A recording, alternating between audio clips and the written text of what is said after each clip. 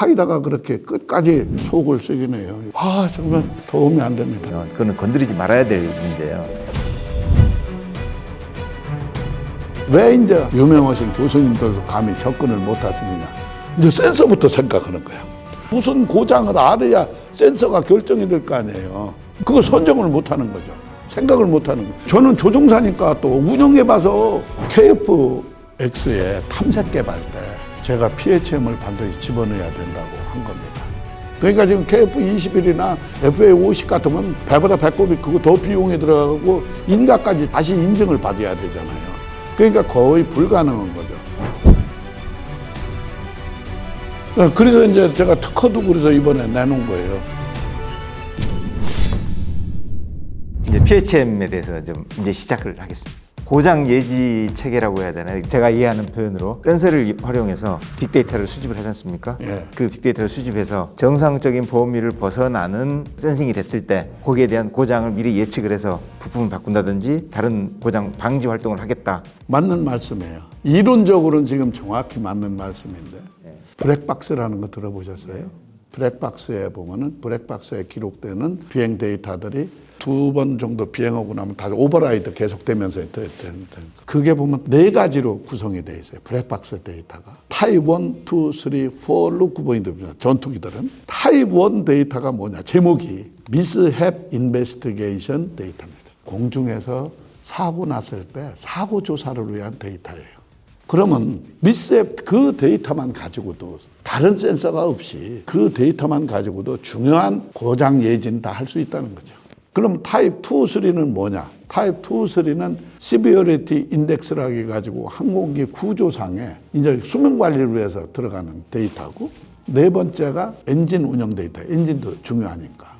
그러니까 4가지만 가지면 공중에서 발생하는, 그러니까 항공기의 결함은 이제 기술 질서에 보면은 주요 결함들이 다 나오거든요. 그런 결함 목록을 갖다 쫙 놓고, 요 결함들에 대해서 기록되는 데이터들이 뭐가 있는가를 이제 보는 거죠. 예를 들어서 미스앱 인베스티게이션이 KF-21의 경우는 한 800여 개의 데이터들이 기록이 됩니다. FA-50 같으면은 한 200개가 안 돼요. 그럼 이제 그 데이터들을 가지고 각 계통별로 다 나누어 가지고 나타나는 것들을 보면은 왜 그러냐면 센서를 통한 데이터 수집이 아니고 비행 후에 그 리코딩 데이터를 갖다가 프라이 데이터 리코더도 원래 센싱한 데이터니까 그 데이터들이 원래 센서를 통해서 아니면 계산된 데이터들이거든요. 예전에 이제 F5나 F4까지는 그게 없는데 지금 전투기들은 전부 그게 다 디지털화 돼 있기 때문에 쉽게 말해서 꽂아가지고 다운로드 받으면 이 비행 중에 모든 데이터들이 다 나오거든요. 아까 이제 그 타입 1이 이제 사고 조사를 위한 건데 사실은 정비 쪽에서는 그런 데이터를 보고 항공기에 대한 지금 상태를 알 수가 있는 거라서. 그러니까 이제 사고 조사도 저는 해봤지만 항공기 계통에 대해서 뻔히 알으니까 대통령 전용 헬기가 사고로 떨어졌습니다. 네가 사고 조사해. 그래서 사고 조사를 아는 게 없어요. 예를 들어서 엔진 화재다. 그렇다면 화재의 경우들이 이러이러한 경우들로 다 나눠가지고 거기에 대해서 만들면 되는 거거든요. 그럼 영향 변수가 뭐고 지시 변수는 뭐다. 그러니까 이 지시 변수에 이상이 나타나면은 저거다. 그래서 디지털 트윈을 만들어 놓으면은 정상 상태에서 기준점이 쫙 나와요. 근데 운영 데이터를 갖다 놓으니까 얘가 지금 값이 이렇게 나와야 되는데 지시 변수가 틀리네 지금. 이게 이제 진단 기술이 거기에 필요한 거죠. 그래서 이제 제가 이제 왜 고장 예지 체계를 알게 됐느냐면 2011년 FX 사업이, 그 당시에 FX 사업은 F-35 들어오는 사업이에요. F-15 사업이 아니고. 미 의회 가오 리포트에 보니까 원래 F-35 최초 배치가 2011년이 됐는데 16년으로 5년이 딜레이 됐어요. 5년 반이. 이유가 뭐냐면 8가지 숙성된 기술이 필요한데 그중에 2가지 때문에 그랬다. 그래서 시스템 인테그레이션하고 그 다음에 PHM이에요. 근데 저도 항공공학 엔지니어라는데 생전 처음 보는 PHM이라는 걸 보게 된 거예요. 야, 이게 도대체 뭐냐? 이게 새로운 기술이라고 하면 또 우리나라는 그 PHM으로 해서 미국에다 얼마나 많은 돈을 또 줘야 이 미국에서 우리한테 이걸 하겠는가? 이거 알아야 된다. 그래서 그때부터 PHM을 파기 시작을 한 거예요. 그래서 저는 다른 사람들보다 한 10년 이상 되는 거죠. 그래서 이제 PHM 기술에 대해서 이제 알기 시작을 해서 2014년도에는 미국의 밀 핸드북이 나왔어요. PHM에 대해서. 그래서 밀 핸드북 저자가 누군가를 추적을 해가지고 스탠포드 교수더라고요. 그래서 스탠퍼드 교수를 찾아가서 편지를 썼죠. 그리고 이제 센서가 이제 거기에 항상 들어가잖아요. PHM 하면. 전 세계 최고의 센서 회사가 수니 버펠로에 있는 PCB 피조트레닉스라는 회사입니다. 그래서 to whom it may concern, 관심 있는 자에게 쓴다 해가지고 이제 편지를 써서 했더니 다들 환영한다고 하더라고요. 제가 가겠다고 했더니. 그래서 이제 스탠퍼드 대학 교수를 찾아가서 거기 가서도 이제 교육도 좀 듣고 그 집에까지 초대해서 밥까지 얻어먹었죠. 그 PCB 피조트닉스에 가서 센서 회사에 갔더니 배우러 왔다고 했더니 거기 창립자 기술 엔지니어가 7시 반에 오래요. 그 사람은 기분이 좋은 거예요. 자기한테 뭐 알려왔다고. 11시 45분까지 햄버거 먹으면서 강의를 들었어요. 그래서 이제 그렇게 연구를 했는데 기본적으로 PHM을 하려면 총수명주기 비용, 운영유지 비용을 하려면 지금은 항공전자가 70%, 80% 이렇게 차지한다고 해서 그러려면 반도체를 특성을 알아야 되거든요. 그래서 반도체 기본 특성을 한번 만들겠다 해가지고 이제 ADD 기본 과제를 섭렵을 해서 제가 도전을 했었죠. 반도체가 열에 대해서는 어떤 특성을 갖고 있는가, 습도에 대해서는 어떤 특성을 갖고 있는가 하기 위해서 이제 도전을 했는데 3년에 2억이더라고요. ADD 기본 과제가. 근데 장비비만 3억이에요. 그러니까 어떻게 그걸 해요? 그래서 이제 못하고서니 이제 저는 나름대로 PHM을 막 홍보더라고 떠들고 다니고 KFX의 탐색 개발 때 제가 PHM을 반드시 집어넣어야 된다고 한 겁니다. 왜냐면 콘옵스라고 컨셉 오브 오퍼레이션에서 그 과제를 제가 했거든요. KF20은 이렇게 운영돼야 된다 해서 탐색 개발 과정에 그 과제를 하면서 제발 좀 이거를 해야 된다고 주장을 했는데 점심 먹으면서 가서도 주장을 했어요. 그랬더니 ROC가 없어서 못 넣는데요. 그래서 제가 그런 얘기를 했어요. 야, 후배들이 이거 2050년까지 써야 될 거라서 반드시 넣어야 됩니다 하고 니들이 주장해야 되는데 나같이 이렇게 노털이 주장하고 니들이 안 된다고는 참 이런 해괴한 일이 어딨냐 이렇게 주장을 했더니 후배 한 명이 소령아가 그 말에 충격을 받았는지 공군에 가서 뭐 한 줄 집어넣었다고 하더라고요. 필요하다는 식으로. 근데도 ROC에 없다고 해가지고 개발이 안 됐죠. 그런데 이제 개발이 안 될 거는 그런 것도 있습니다. 사실 처음에 체계 개발에 성공할 줄 누구도 몰랐잖아요. 똑똑한 우리 정광선 장군이 있어가지고 그게 됐지. 새로운 기술을 하면 더 이제 개발 못할까봐 반대를 했던 거죠. 이제. 일단은 사업이 가야 되니까. 사업이 가야 되니까. 왜 그러냐면 항공기에다가 센서를 달고 하려면 인증을 다시 받아야 돼요. 그러니까 지금 KF21이나 FA50 같으면 배보다 배꼽이 그거 더 비용이 들어가고 인가까지 다시 인증을 받아야 되잖아요.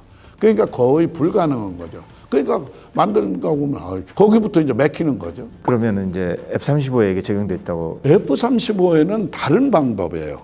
원천이 다른 거죠. 예, 왜 그러냐면 이제 방법이 여러 가지가 있어요. 여러분들 저기 심근경색 전조들 얘기 들어보셨어요? 가슴이 답답하다. 가슴이 답답할 정도가 아니고 이걸로 찌르는 것 같습니다. 가슴을 아주 그렇게 통증이 심하게 옵니다. 이 찌르는 것 같으면. 그거 마찬가지예요. 전조를 발견하는 거. F-35에 적용한 기술은 물리 기반 기술이고 수학 기반, 모델 기반 기술이거든요.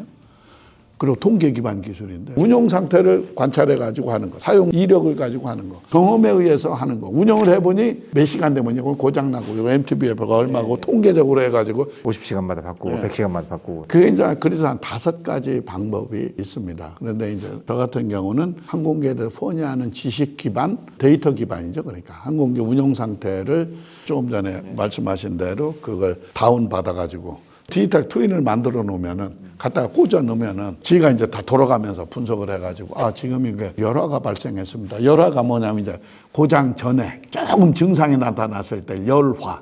그러니까 열화 기준점을 그럼 어디로 볼 거냐. 이런 것들이 사실은 이제 제가 요새 고민하는 거예요. 계통별로도 이게 틀릴 거다. 그러면 계통의 릴라이빌리티가 98%라면은 98% 이하로 성능이 떨어지면 열화로 볼까? 그리고 또 이제 열화가 나타났어. 그러면 이제 대부분들이 보면은 고장이 날 때, 내추럴 로가리즘, 수학으로 말하면은 자연적으로 현상들은 그렇게 파괴가 됩니다. 이렇게 측면 이러다가 이렇게 이제 그래서 이제 그거를 어떤 식으로 해서 그럼 잔여 수명을 계산을 할 건가. 사실 요새 그 공식을 제가 머릿속에서 도출하느라고 계속 요새 아직 정답을 아직은 못했어요. 그래서 이제 포뮬레이션 지금 하려고 지금 생각을 하고 있습니다. 조종사였고 항공공학 박사였고 엔지니어링을 하셨기 때문에 가능한 거지. 근데 저는 이제 의문이 아까 말씀하신 대로 전투기는 이미 개발을 했는데 나중에 뭘 붙인다? 이거는 안 인증을 건데. 어떻게 받냐? 이제 이렇게 나오고. 그래서 그러면 F-35가 운영하는 거를 우리 거에 갖다 붙이는 건가? 그럼 또 돈 줘야 되는데 교수님이 그런 방향을 절대 안 잡으실 거고. 원래 4차 산업은 2015년 이후에 확 발전됐어요.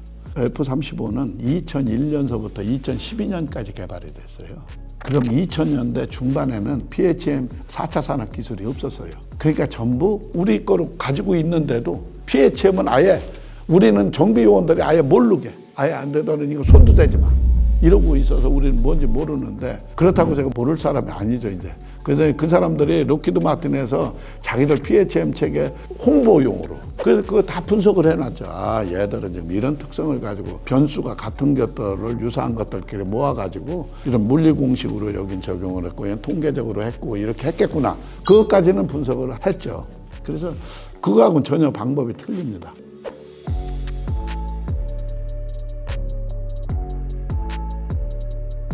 왜 이제 유명하신 교수님들도 감히 접근을 못 하시느냐. 이제 센서부터 생각하는 거야. 그러면 센서를 선택을 하더라도 무슨 데이터를 센싱을 할 건가를 알려면 무슨 고장을 알아야 센서가 결정이 될 거 아니에요. 무슨 결함을 위해서 이런 데이터가 필요해서 난 이런 게 있어야 되는데 그걸 선정을 못 하는 거죠. 생각을 못 하는 거예요. 저는 조종사니까 또 운영해봐서 공중에서 결함이 나오면 아, 요 계통에는 어떤 결함이 나와. 근데 요건 증상이 어떻게 나타나. 아, 이걸 훤히 알잖아요, 저희는. 다들 제 비행시간 보면 놀래요. 박사과정 갔다 온 사람들은요, 1000시간도 넘는 사람 별로 없어요. 근데 저는 2300시간이에요. 그러니까 저는 항공기에 대해서 계통들에 대한 이걸 훤히 가지고 있죠. 프랙처 메케닉, 파괴공학까지도 이걸 지식을 가지고 있죠. 그러니까 결함 특성들, 항공기 작동 원리들을 훤히 알고 있으니까 4차 산업 기술을 이렇게 적용해 가지고 하면은 이게 가능하겠구나. 그 나름대로 설계가 할 수 있죠. 저는. 근데 이제는 4차 산업 기술을 적용하면 저는 충분히 갈 수 있다. 저는 그렇게 지금 생각을 하고 있습니다. 그래서 지금 회사 10명 정도 운영해가지고 3년에 개발한다고 지금 계획을 세워놓고 지금 추진하고 있습니다. 앞으로 3년 내에 3년 내에 개발을 하고 지금 하는데 파일럿 폼 형태로 1년 내로 개발해가지고 두 팀을 운영을 해서 정상적으로 여기 절차에 따라서 개발을 하고 내년 후반기 정도에는 파일럿 폼을 해서 시연을 하려고요. 제가 지금 속상한 게 그거예요.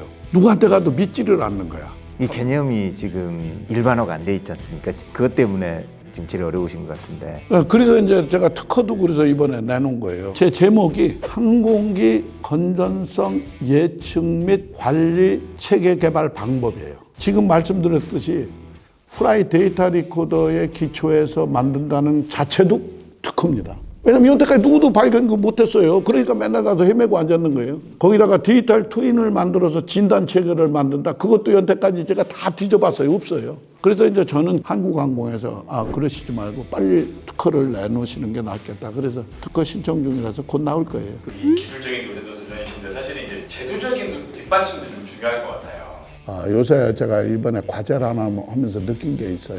학문적으로 제가 제일 안타까운 게 방사청이 생기고 방위 사업법이 생기면은 학문적 뒷받침을 해줘야 됩니다. 학문적으로 저게 안 되다가 보니까 지금 방사청에서 하는 규정 절차들이 체계적으로 발전이 안 된다는 거죠. 그건 참 안타까워요. 그래서 PHM 기술 수준이 최하위권으로 돼 있어요. 지금 2 내지 3 수준으로 보고 있거든요. 연구 및 개념 형성 단계 정도로 지금 보고 있어요. 그래서 저는 빨리 제가 만들어서 내년에 파일럿 프로그램을 해가지고 갖다 시연을 하고 해서 7 내지 8단계로 전 보여주겠다는 거죠. 그래야 정신들이 번쩍 나가지고 이쪽에도 좀 같이 더 하자고 하는 사람도 생기고 하겠죠, 이제 그러면은. 에어로 PHM 테크의 당장 현재의 비전은? 저는 사실은 카이 관련 요원들한테도 그러는 거예요. 꿈을 좀 제발 좀 크게 가져라. 삼성이 반도체에서 그랬듯이 PHM이 전 세계 기술을 선도하자. 그거는 제가 카이의 예지 분석 팀장한테 제가 계속 주장하는 거예요. 그래서 이제 할 수 있는 데까지 이제는 이제 항복 없어요, 이제 리타이어는 없어요. 이제 타이어를 바꿔 꼈기 때문에 이제는 방구 날 때까지 가는 방법밖에 없어요. 호랑이 등에서 내릴 수도 없고. 내려올 수가 없어요. 오늘 이제 처음으로 이제 이렇게 오셨는데 이 말 한마디는 더 해야 되겠다. 지금 말을 너무 많이 해서 이제 그만해야 된다고. 제가 그런 말을 요새 왜 이제 편도 인생 이왕이면 강자로 살자라고 정직하게 살아라. 두 번째 도리를 우선해라. 세 번째 전문가가 되라. 전문가가 되려면 미친 듯이들 공부하라는 거예요.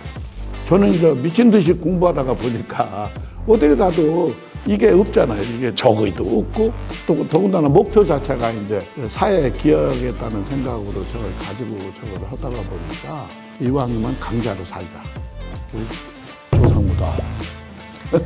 제가 열정의 아이콘으로 처음부터 소개를 드렸었는데 아마 보시는 내내 결국 우리가 가질 거는 도전하고 또 열정이 건강하게 사회를 발전시킬 수 있는 역할을 할 수 있다라는 오늘 또 하나의 큰 가르침을 얻은 것 같습니다. 프로펠러스는 앞으로도 이 숨은 전문가들 계속 찾아내서 국익을 위한 일에 도움이 될 수 있도록 하겠습니다.